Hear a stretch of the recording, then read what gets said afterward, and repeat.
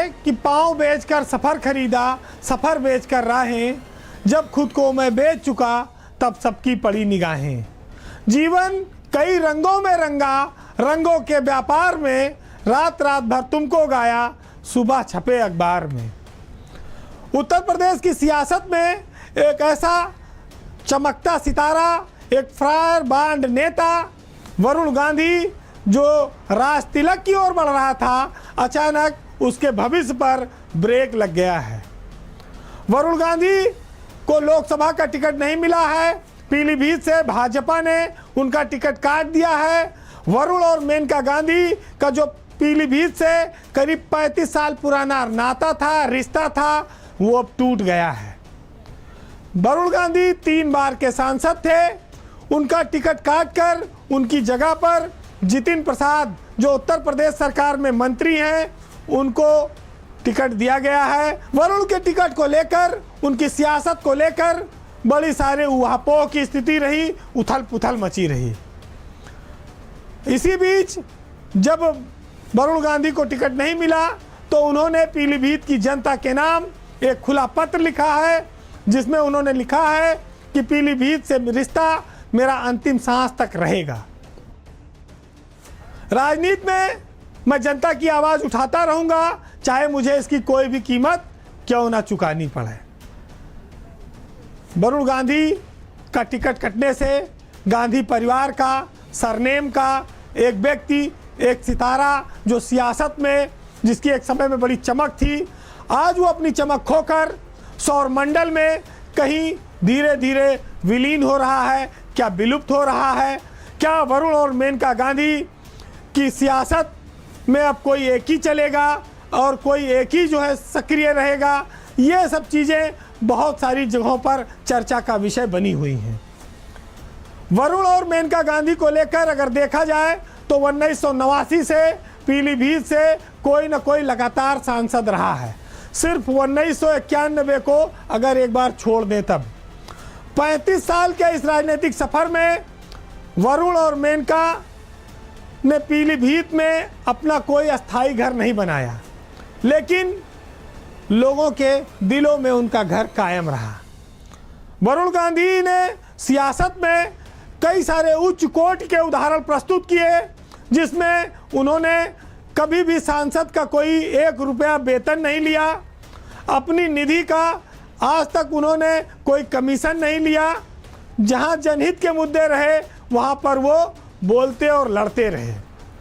लेकिन जब लखीमपुर खीरी में किसानों पर ट्रैक्टर चढ़ाकर मार देने का मामला आया, वहीं से वरुण गांधी के जो बयान थे अपनी ही सरकार के खिलाफ, उन्होंने जिन बातों को कहा, उसके बाद से पार्टी में और सरकार में दोनों जगह वो खलनायक की भूमिका में नजर आने लगे उनका। लेकिन लखीमपुर घटना के बाद बोलने का सिलसिला थमा नहीं।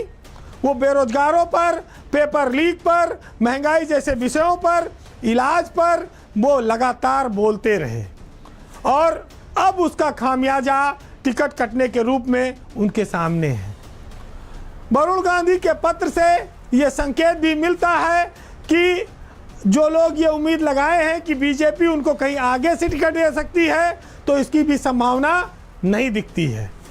उनका फ्यूचर भाजपा में आगे क्या होगा, ये भी उनके पत्र से दिखता है कि अभी ऐसा कोई उनको स्पष्ट रूप से आश्वासन नहीं मिला है।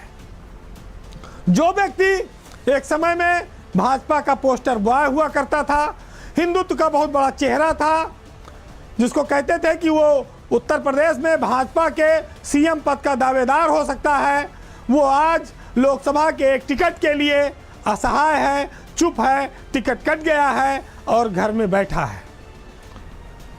भाजपा आज जिस उरूज पर है, उस समय उसमें वरुण गांधी भी एक ज़माने में बहुत महत्वपूर्ण भूमिका रखते थे।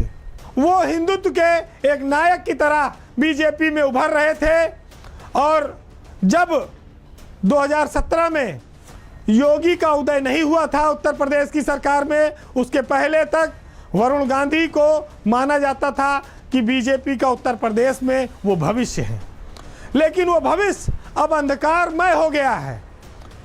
एक ज़माने में राजनाथ सिंह जब भाजपा के अध्यक्ष हुआ करते थे, उस दौरान वरुण और मेनका गांधी की पूछ बीजेपी में सबसे ज़्यादा थी। लेकिन सियासत में बहुत सारी सच्चाइयाँ इतनी कड़वी होती हैं कि वो जब बोली जाती हैं तो उसका खुद को भी नुकसान उठाना पड़ता है। जो लोग सार्वजनिक जीवन में होते हैं वो तमाम चीज़ों को गलत देखते हुए भी सिर्फ इसलिए चुप रह जाते हैं कि कहीं उनका कैरियर प्रभावित ना हो जाए। वरुण गांधी इसके इतर चलने वाले एक नेता के तौर पर थे। अब जब वरुण गांधी का टिकट कट गया है तो ऐसे में उनका भविष्य क्या होगा, इस पर बहुत बड़ा सवाल है।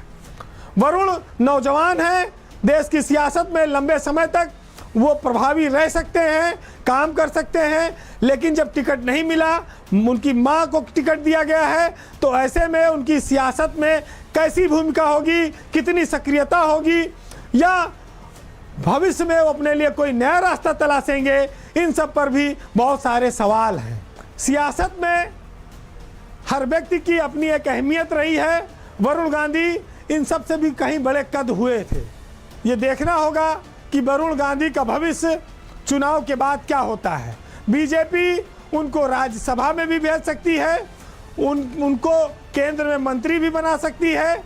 बीजेपी उनके लिए क्या सोच कर रखी हुई है, उनके लिए आगे की क्या प्लानिंग है, ये उनका धैर्य, उनकी भाषा, उनका काम तय करेगा। बहरहाल पावर सेंटर में आज इतना ही।